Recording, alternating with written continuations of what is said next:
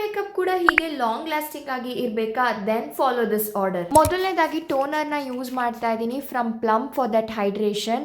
I am moving in with Nivea soft light moisturising cream. Under the makeup ತುಂಬಾ ಚೆನ್ನಾಗಿ set ಆಗುತ್ತೆ. Next VLCC ಇಂದ ಸನ್ಸ್ಕ್ರೀನ್ನ use ಮಾಡ್ತಾ ಇದ್ದೀನಿ. ತುಂಬ ಈಸಿಯಾಗಿ ಸ್ಕಿನ್ಗೆ ಬ್ಲೆಂಡ್ ಆಗುತ್ತೆ without any white cost.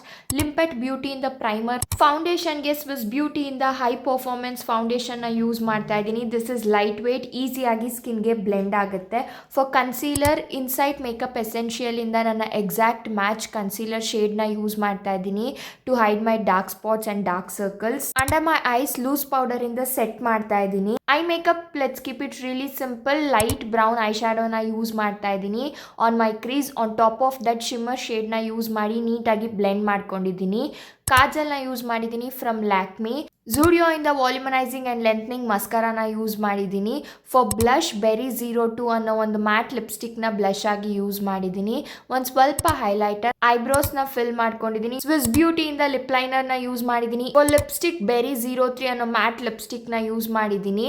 And here is the final look. ತುಂಬಾ ಸಿಂಪಲ್ ಆಗಿ ಲಾಂಗ್ ಲಾಸ್ಟಿಂಗ್ ಆಗಿ ಇರುತ್ತೆ ಮೇಕಪ್. ಈ ಆರ್ಡರ್ನ ಫಾಲೋ ಮಾಡಿ. Don't forget to save this.